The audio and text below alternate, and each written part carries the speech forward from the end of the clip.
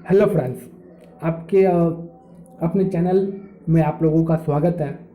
आज हम इस चैनल में और इस नई वीडियो में जो है सो साइंस अर्थात विज्ञान के चैप्टर नंबर बायोलॉजी के चैप्टर नंबर 1 में जैव प्रक्रम और पोषण, इसके बारे में हम जानकारी प्राप्त करेंगे। ठीक है, जैव प्रक्रम और पोषण। ठीक है, जैव प्रक्रम किसे कहते हैं, पोषण किसे कहते हैं, इसके बारे में हम इसके बारे में आगे दिया है, हम उसके बारे में समझेंगे। ठीक है, तो हम शुरू करते हैं। पोषण के लिए अन्न जीव, पोषण के लिए अन्न जैव प्रक्रम, पोषण के लिए अन्न जीव जो है, अन्न माने अन्न यहाँ पर जो है जीव ही है।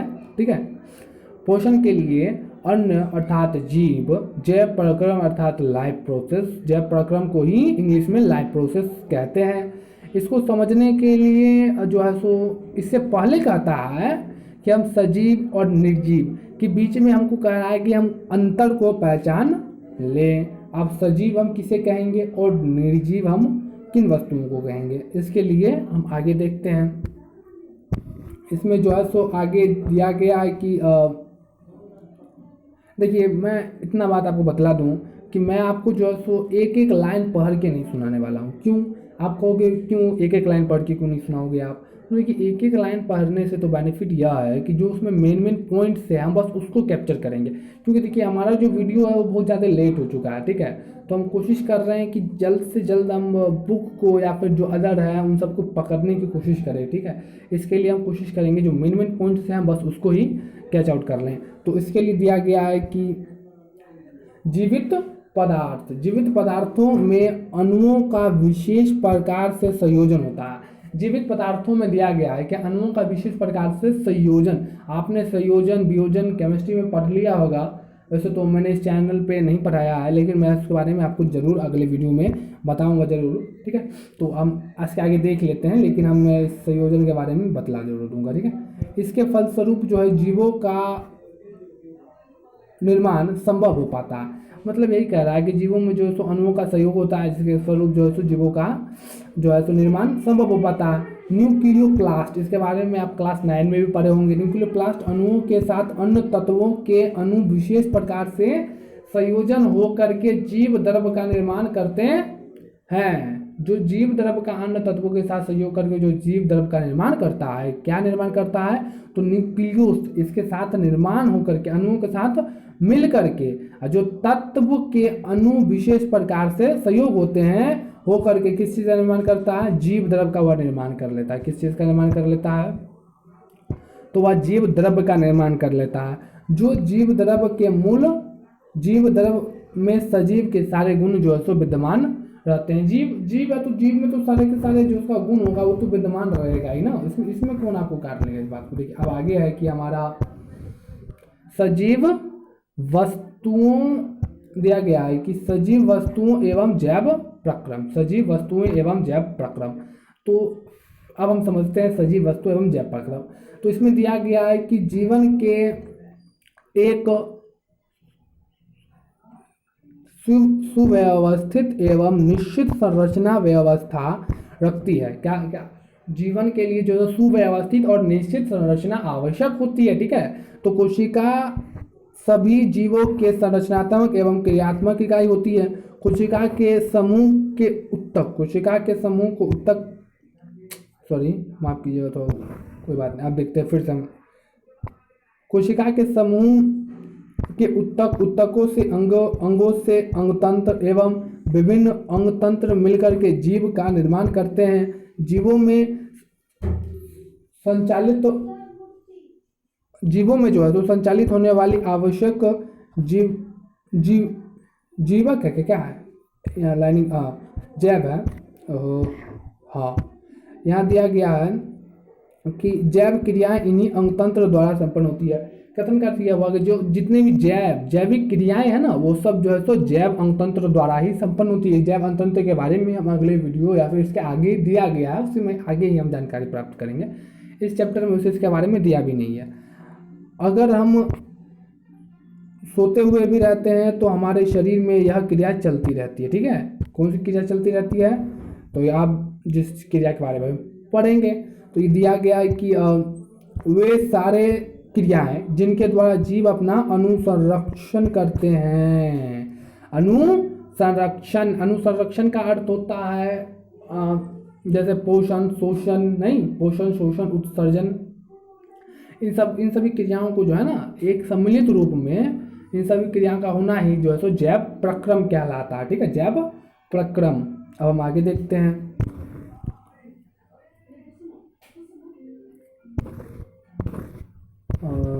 ठीक है, इसमें कुछ है नहीं, अब आगे हम देख लेते हैं। इसके आगे दिया हुआ है हमारा पेज नंबर 2 में,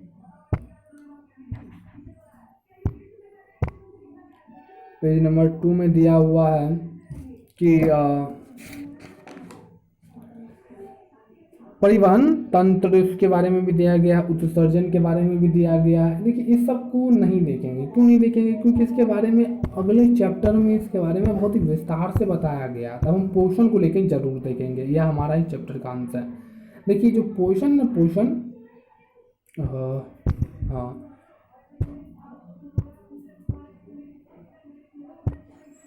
यह जो पोषण है, यह पोषण बहुत ही ज़्यादा हमारे शरीर में इसका बहुत ही बड़ा कार्य होता है। कैसे कार्य होता है उसके बारे में भी हम देखते हैं। जीवन संबंधित क्रियाएं, अर्थात जीवन संबंधी जितने भी क्रियाएं होती हैं ना, वो सब जैव प्रक्रम अर्थात लाइफ प्रोसेस ही कहलाएंगे। ठीक है, तो सुचारू रूप से चलाने के लिए प्रत्येक जीव 2 प्रमुख आवश्यक होते हैं। प्रत्येक जीवों की 2 प्रमुख आवश्यकताएं होती है। अब क्या क्या वो आवश्यकताएं हो सकती है, तो यह जो आवश्यकताएं आपको हो सकती है, जीवन की उपचय क्रिया, उपापचयी क्रिया, जीवन की जो उपापचयी क्रिया के संचालन के लिए निर्धारित ऊर्जा की आपूर्ति, तथा दूसरा दिया गया है शरीर की वृद्धि तथा टूटे फूटे ऊतकों की मरम्मत, जीव द्रव का निर्माण। ठीक है, जीव द्रव का निर्माण, टूटे फूटे ऊतकों का जो है सो मरम्मत, ये सभी आवश्यक होते हैं। जैसे इसमें पहला दिया गया है कि जीवन की उपापचयी क्रिया के संचालन के लिए निरंतर ऊर्जा की आपूर्ति। देखिए उपापचयी क्रिया, देखिए जब हम जो है ना, जब हमारे शरीर में क्लास 9 में पढ़े होंगे कि एटीपी के द्वारा हमारे शरीर में जो है सो ऊर्जा की आपूर्ति होती है, नहीं, तो यही सब दिया गया है कि जिसके ऊर्जा के लिए हमें ऊर्जा की आपूर्ति बहुत ही आवश्यक है। अब आगे दिया गया है कि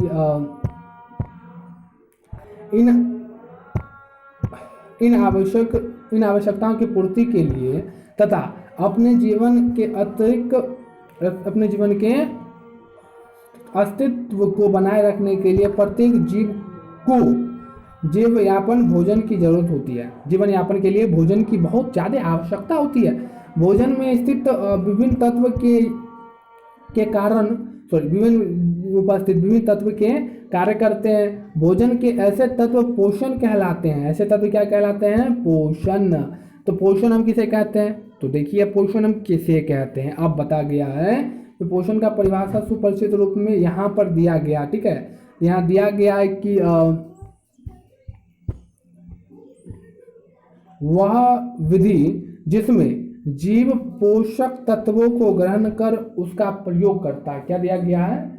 वह विधि जिसमें जीव जो है ना पोषक तत्वों को ग्रहण कर लेता है और उसका प्रयोग करता है। पोषक तत्वों को ग्रहण कर उसका प्रयोग करता है। क्या माने क्या हुआ? जैसे हम कुछ भी चीज़ खा रहे हैं उसका हम मतलब जो है उस तत्व को ग्रहण कर रहे हैं और उसका हमने हमारे शरीर में जो उसका प्रयोग हो चुका है, इसी को जो है सो पोषण कहते हैं। अब पोषण की जो विधियाँ है, पोषण की जो विधि है, पोषण की विधि मुख्यतः दो विधि में संपन्न होती है। दो भागों में बांटा गया इसको, सपोषी और परपोषी, ठीक है। सपोषी और परपोषी, इसको दो भागों में बांटा गया है। जैसे देखो सपोषी और परपोषी, इसके बारे में क्लास आपने 9 में भी पढ़ लिया होगा वैसे तो, लेकिन मैं फिर भी यहाँ पर दिया गया मैं बतला दूँ, ठीक है, बिल्कुल सही है। तो थोड़ा नीचे, ठीक, यहाँ से चलते हैं। देखिए जो सहपोषी है ना, सहपोषी जैसे नाम से ही जोड़िए। जैसे देखिए सह माने होता है स्वयं, पोषण माने होता है भोजन। जो स्वयं भोजन को प्राप्त करता है ना उसे सहपोषी कहते हैं। सहपोषी का इंग्लिश मीनिंग क्या होता है? ऑटोट्रॉफ। क्या होता है? ट्रॉफ, ऑटो मने होता है खुद, ट्रॉफ मने होता है भोजन, सीधी सी बात। ऑटोट्रॉफ जो है ना, इस शब्द की उत्पत्ति दो ग्रीक शब्द, किस चीज़ की, मतलब जो सहपोषण है ना, सहपोषण का इंग्लिश मीनिंग होता है ऑटोट्रॉफ। ऑटोट्रॉफ की जो उत्पत्ति है वह ग्रीक शब्द, दो ग्रीक शब्द ऑटो और ट्रॉफ, इससे मिल करके जो है ना इसका निर्माण हुआ। तो ऑटो का शाब्दिक अर्थ होता है स्वयं, ठीक है, स्वयं माने होता है खुद से, और तथा जो ट्रॉफ, ट्रॉफ का अर्थ होता है पोषण, अर्थात ऐसे यहाँ देखिए परिभाषा भी दिया गया है कि ऐसे जीव जो भोजन के लिए अन्य जीव पर निर्भर ना रह करके अपना भोजन स्वयं संश्लेषित कर लेता है या फिर संश्लेषित कर लेता है, उसे हम सपोषी या ऑटोट्रॉफ कहते हैं, ठीक है। ऑटोट्रॉफ या क्या कहते हैं, सपोषी कहते हैं, बिल्कुल ऑटोट्रॉफ या सपोषी कहते हैं। अब आगे हम देखते हैं, आगे दिया गया है कि सभी हरे पौधे, सभी चलिए ठीक, अब देखते हैं, सभी दिया गया है कि सभी हरे पेड़ पौधे, जितने भी हरे पेड़ पौधे होते हैं वह स्वपोषी ही होते हैं, लेकिन कुछ ऐसे पेड़ पौधे भी होते हैं जो स्वपोषी नहीं होते हैं, जैसे होता है ना, इसके नहीं आगे बताएंगे, अभी नहीं बताएंगे, अभी बता देंगे तो फिर जब हम पढ़ेंगे ना उस समय का मजा कुछ अलग हो जाएगा, इसलिए हम अभी नहीं बताएंगे, उसी समय ही बता देंगे। तो अभी देखते चलते हैं। इन पौधों में एक विशेष प्रकार की रचना अर्थात हरित लवण या क्लोरोफिल या इसको ही जो सो पर्णहरित कहते हैं। क्या कहते हैं, देखो यहाँ पे नाम भी दिया गया, पर्णहरित भी इसको कहता है, ठीक है। तो फिर पर्णहरित या क्लोरोफिल कहते हैं। अब जो क्लोरोप्लास्ट होता है, ध्यान से समझिएगा, इसमें बहुत बड़ी बड़ी बात है। देखिए ये जो क्लोरोप्लास्ट में हरे रंग का जो वर्णक होता है उसे पर्णहरित या क्लोरोफिल कहते हैं, उसे पर्णहरित या क्लोरोफिल कहते हैं। अब क्लोरोफिल में उपस्थित होने के कारण पौधे का जो रंग जो होता है ना, पौधों की उपस्थिति के कारण, सॉरी क्लोरोफिल की उपस्थिति के कारण, माफ कीजिए मैं उल्टा बोल गया, पौधों में जो है ना क्लोरोफिल की उपस्थिति के कारण जो पौधे का जो पत्तियां होती है ना उसका कलर कैसा होता है, हरा दिखता है, ठीक है, पौधों में क्लोरोफिल के कारण ही। और मैं बता दूं कि क्लोरोफिल को जो है ना पौधों को जो है ना भोजन का जो है सो उत्पादन करने का ग्रह भी बोला जाता है, ठीक है। तो ऐसे पौधे सूर्य के प्रकाश से ऊर्जा प्राप्त कर क्लोरोफिल की उपस्थिति में कार्बन डाइऑक्साइड तथा जल के द्वारा अपना भोजन जो तो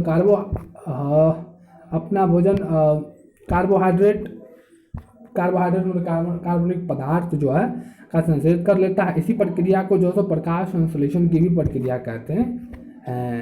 इसमें प्रकाश संश्लेषण के भी बारे में आगे दिया हुआ है, ठीक है, प्रकाश संश्लेषण के बारे में ठीक इसके अगले ही पेज में है, तो इसके बारे में भी हम उसी समय ही जानकारी सही से प्राप्त कर लेंगे। अभी तो खैर इसमें पूरा संक्षिप्त जानकारी दिया गया है, लेकिन हम इसके आगे देख लेंगे सही से जानकारी दिया हुआ है।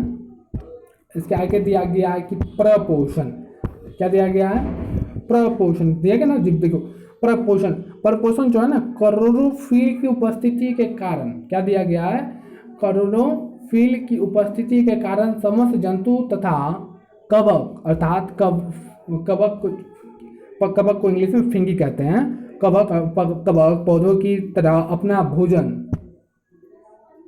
क्लोरोफिल की उपस्थिति के कारण समस्त जंतु तथा कवक पौधों की तरह अपना भोजन स्वयं संसाधित करने में सक्षम नहीं है। क्यों सक्षम नहीं है, क्योंकि सभी में तो ठीक है, जैसे हम इंसान में क्लोरोफिल तो नहीं है।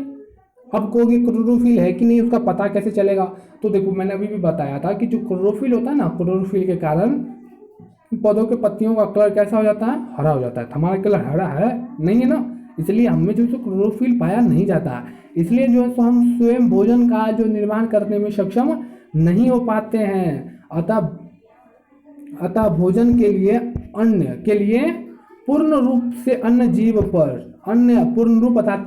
पर भी निर्भर रहते हैं। ऐसे जीव जो अपने भोजन के लिए किसी न किसी रूप से अन्य जीव पर आश्रित रहते हैं, वह जीव क्या कहलाते हैं, प्रपोषण या हेटरोट्रॉप्स कहलाते हैं, ठीक है।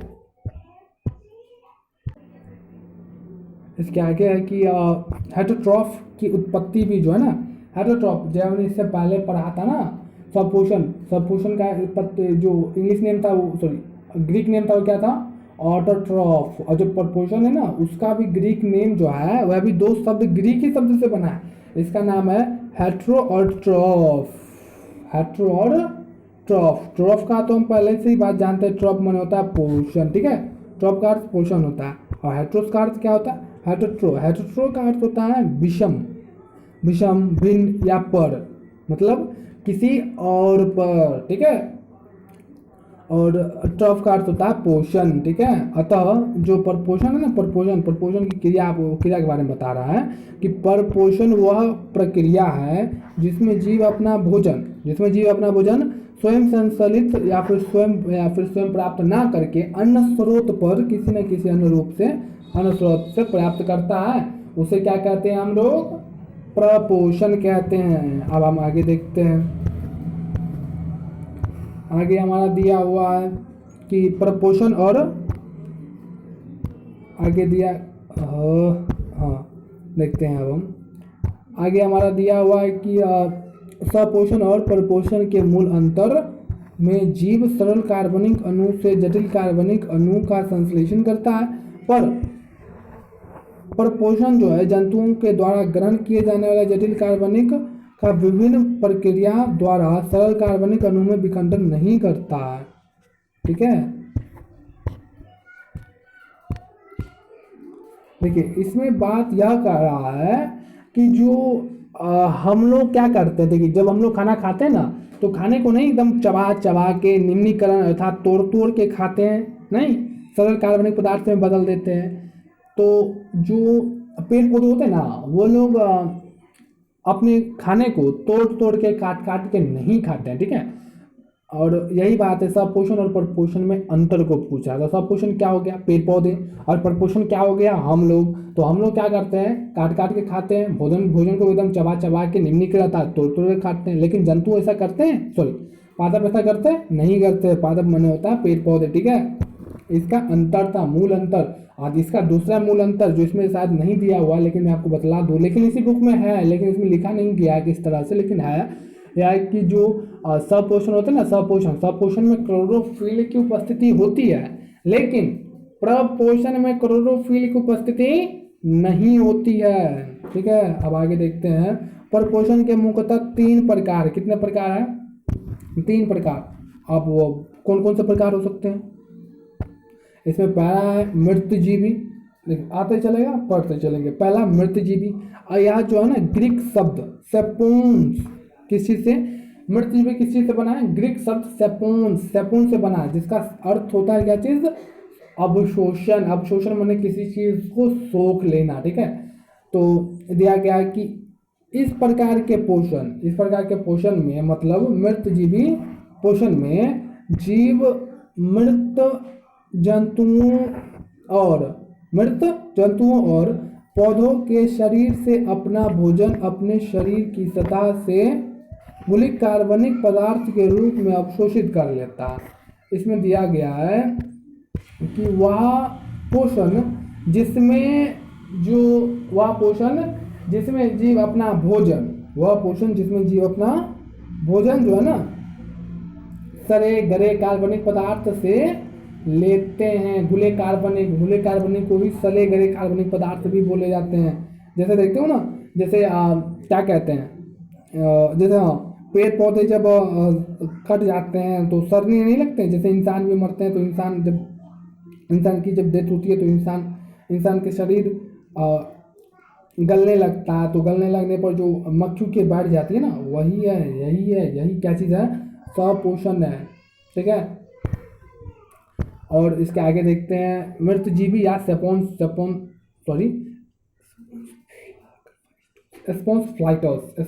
फ्लाइटस, मृतजीवी को स्पॉन्ज फ्लाइटस कहते हैं। और आगे दिया हुआ है कि अनेक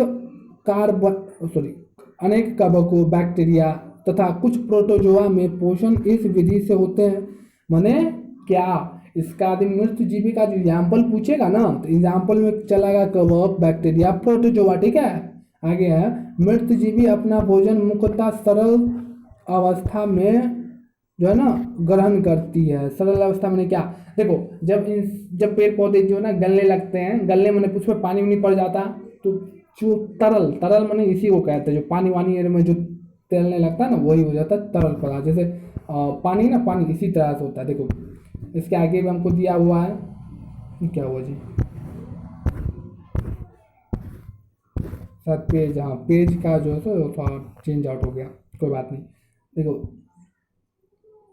इसमें दिया हुआ है कि जंतुओं और पौधों की मृत्यु के पश्चात क्या दिया गया है कि जंतु और पौधों की मृत्यु के जंतुओं की मृत्यु नहीं, जंतु और पौधों की नहीं दी गई है। इसमें दिया गया है कि जंतुओं मृत्यु पौधों की मृत्यु के पश्चात दिया गया है कि अनेक मृत शरीर को मृत जीवी अपघटित कर अर्थात सलाह कर क्या करता है, सलाह कर उनके मूल तत्वों में परिवर्तित कर देता है, और ऐसे मूल तत्व पुनः मिट्टी में प्रतिस्थापित होकर के कह रहा है क्या चीज़, देखो इस चीज़ को समझना बहुत आवश्यक है। देखो जो मृत जीवी है ना, मृत जीवी को ही अपघटक भी कहा जाता है। तो आप ये सवाल भी पूछता है कि मृत जीवी को अपघटक क्यों कहा जाता है, ठीक है, ध्यान से समझना। दिया गया है कि जंतुओं और पौधों की मृत्यु के पश्चात, नहीं, जंतु और पौधों की मृत्यु के पश्चात उनके मृत शरीर को मृत जीवी अपघटित अर्थात डिकम्पोस्ट कर अर्थात सलाह कर उनके मूल तत्वों में बदल देते हैं, और ऐसे मूल तत्व जो है ना पुनः मिट्टी में प्रतिस्थापित हो जाते हैं। जो जैसे पेड़ है, जैसे एक पेड़ जो है सो टूटा, तो वह टूट करके सड़ा गला, तो टूट करके जो सला गला ना, तो वह पुनः का पुनः जो है अपने मूल तत्व में परिवर्तित हो जाता है, ठीक है। और उसके आगे दिया गया कि ऐसे मूल तत्व पुनः मिट्टी में प्रतिस्थापित हो जाते हैं। जो जैसे देखते हो, अगर इस चीज़ से समझ में नहीं आया तो ऐसे समझो कि जब जलाओगे ना, किसी कागज को जलाओगे तो देखते हो राख प्राप्त होता है, राख, तो वही है उसका मूल रूप, उसका मूल अवस्था यही है। तो यह जो है ना पेड़ जैसे टूटा, फिर वह सला गला, तो वह फिर मिट्टी में मिल जाता है, और उत्पन्न गैस, और जो उसके जैसे कागज को जलाते हैं तो गैस निकलती है, वही कह रहा है कि जब पौधे की मृत्यु के पश्चात जो उत्पन्न गैस होगा ना, गैस, वह गैस फिर क्या कहाँ हो जाता है, वायुमंडल वातावरण में वातावरण में मिल जाता है। ऐसे तत्व को फिर से हरे पेड़ पौधे मिट्टी से ग्रहण कर लेते हैं। जो मिट्टी में जो प्रतिस्थापित तत्व है ना, वह तत्व फिर जो है सो पौधे निकाल लेते हैं मिट्टी से ही, मिट्टी से अपने जड़ के द्वारा निकाल लेते हैं, और उसके बाद उस चीज़ का ग्रहण करते हैं, और ग्रहण कर उसके अपने उपयोग में ले आते हैं। यह चक्रीय प्रवृत्ति में निरंतर चलते रहती है, मतलब यह हमेशा हमेशा यह चलते ही रहती है, यह ऐसी प्रक्रिया। तो ऐसी प्रक्रिया क्या होती है, मृत जीवी अपघटित भी कहलाती है, अर्थात मृत जीवी को ही अपघटक भी कहते हैं। यही चीज़ दिया हुआ इसमें। इसके आगे है कि परपोषण, क्या है, परपोषण दूसरा है इसका, क्या चीज़ है, दूसरा जो परपोषण है ना, परपोषण को 3 भागों में बांटा गया था। पहला था हमारा मृतजीवी पोषण, दूसरा है हमारा परजीवी पोषण, और पहले हम तीसरा देख लेते हैं। तीसरा हमारा क्या है, तीसरा जो है हमारा है, हाँ यहाँ रहा, तीसरा है हमारा जी बिल्कुल ये रहा ना, प्राणिसम पोषी, तीसरा ये रहा प्राणिसम पोषी जीव, ठीक है, प्राणिसम पोष, ठीक है। अब आज के लिए बस इतना ही, ठीक है। अब और जो है हम अगले वीडियो में जो है यहाँ से देखेंगे, कहाँ देखेंगे जी बिल्कुल, परजीवी से, क्या देखेंगे, परजीवी के आगे से जो हम इसके बारे में अगले वीडियो में जानकारी प्राप्त करेंगे। आज के लिए बस इतना ही, धन्यवाद।